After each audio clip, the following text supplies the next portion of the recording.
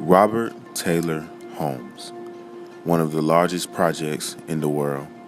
Built in 1960, this 2-mile stretch of 16-foot high-rise projects started out to help people, but took a turn for the worse. Black people fighting their own kind.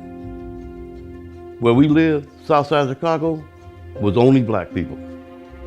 And it was constantly fighting and women getting raped and, getting robbed and breaking in people's houses. And it's like all black people doing this to other black people.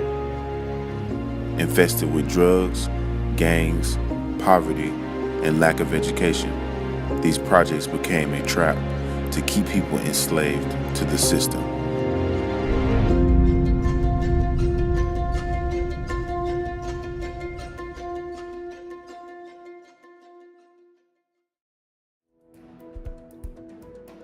A lot of people there never experienced owning things. Like there was no pride of ownership. And so they didn't care. They didn't care if the place was filthy. It was hard to get rid of the roaches. Black families who were poor and on welfare didn't care about their surroundings. We had a porch we could go on and look out, And as the years went by, they had to fence that whole thing in because people were throwing things off. And you could get hit with something from the 16th floor, you're dead. They wouldn't keep their houses clean. They didn't, keep their kids clean and all that kind of stuff. And the average family had 7 to 12 children. Despite their living conditions, people had a sense of family. The Norwoods and Browns were two of many large families that called the projects home. People have the the assumption that it was a terrible place to be, but actually, I enjoyed it. My mother taught us that it wasn't where you lived, it's how you lived. And we lived that way. It was a community type thing. What we had was okay. I mean, sometimes living in poverty, people perceive that you're miserable, but it isn't always that way.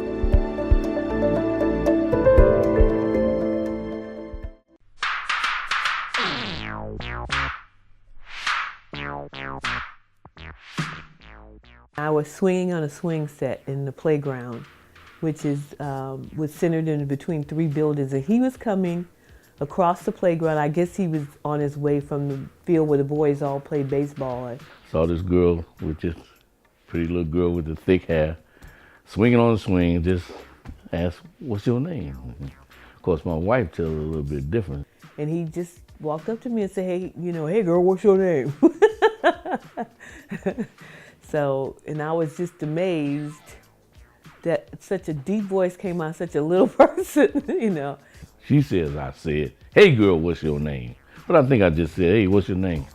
Trying to be cool about it. And she told me her name. I asked her where she lived. She said, "I live in 4848 on the 6th floor." And I said, "No, you don't. We live on the 6th floor." I would see her every day. Before I went home, I made sure I go up the elevator, because we go up the elevator, as soon as you step off the elevator, her front window is right there at the elevator. So I knock on the door and make sure I see her every day before I went home. After many years, Larry and Mariah went on to marry each other at a young age, still living in Robert Taylor Homes. We got married when I was 17, Larry was 19. So, we had been girlfriend and boyfriend for a number of years, off and on. Larry had a lot of other girlfriends because he was very popular. A lot of girls running around the place, you know what I mean? But she was the last one I saw every day, so evidently it was love. We just didn't know what to call it. I remember Larry's father telling me, that we got married very young and maybe he wasn't ready to settle down yet. And so I had to give him some time. When you first get married like that at that age, you don't feel a responsibility. It's still like a girlfriend. And so for the sake of, I wouldn't say for the sake of the marriage, but for the sake of my sanity, I left and went to California.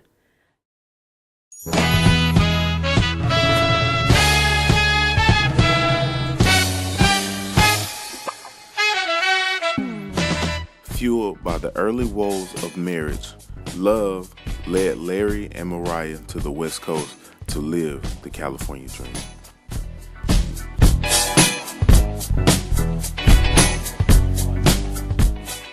Leaving Chicago, coming to San Francisco in the early 70s, 69, 70 was just an eye-opening for me. It was just a whole different world. San Francisco was a beautiful city. That's where we moved to when we first came to California. And, you know, relatives would come to visit. We were all around the same age, you know, and quite a number of them decided to move out and try it themselves, you know.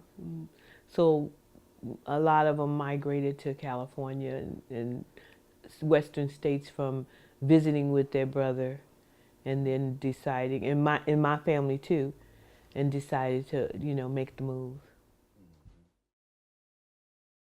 We're here at the Bridal Services Elegance by Roya, and our mom and grandma is preparing to get married, so she doesn't know that we're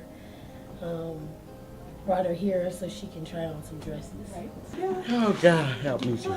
So you're going to be married in December, 50 years, first time. So you have to try on some dresses so you can see. Come what on, it's like. just come on to the back. Oh my gosh. Thank you. It's already open for you, Mom. Thanks for letting little girls' dreams come true, to see you as a bride. Love all of us, your daughters, all of us. Okay.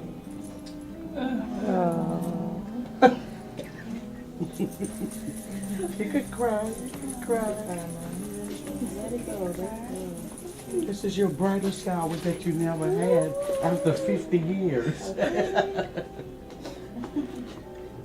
Well, this is exciting, yes. I haven't tried on a wedding dress before.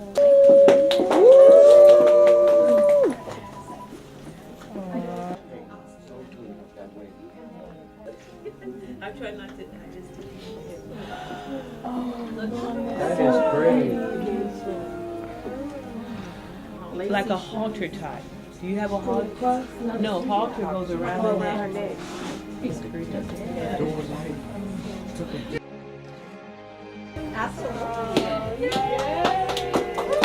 say yes to the dress? Yes. I said yes to my dress. Okay.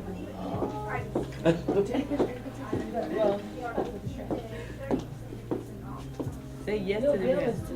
Well, I think it's more of a celebration, because most people, when they get married when they're very young, I think you're in the thralls of being in love and so forth, and it's more of a symbol of feelings.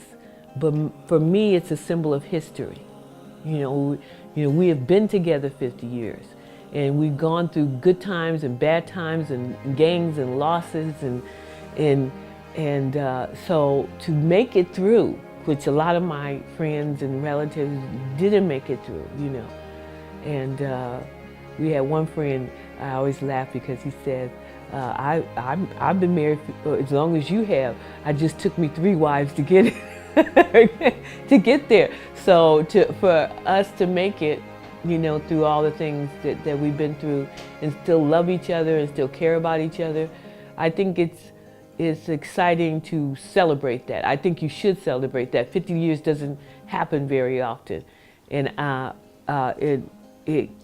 it's something to celebrate.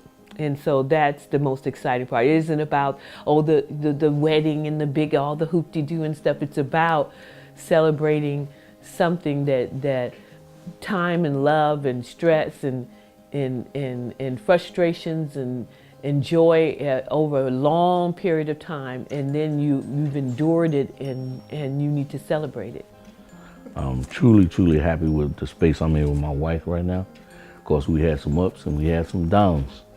Probably had more downs than ups, but we made it through 50 plus, and we're gonna make it another 50. Well, one of the things that I knew he was the one for me when I was like 13 years old. He was always in charge.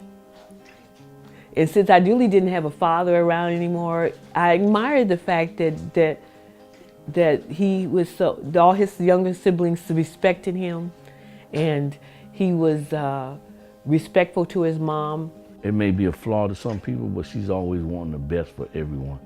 Everybody she talks to, we raised a lot of foster kids, and she was always the lead in that. And that's what I love about her. She would always give us a direction, and I would take that direction because it was better than the one I thought. And so, of course, Larry had a smile. His smile he had a very winning smile. I mean, he was a very handsome kid. You know, he had beautiful brown eyes and a smile that just made you weak at the knees. So I just, well, he's, you know, no matter what rough voice came out that little box of his, like, you know, he was smiling. It was just like make my day. So, you know, and I prayed for him. I said, God, I want him to be my husband one day. And God answers prayer. She stood out she stood above even the one that was beautiful. It was just something about her.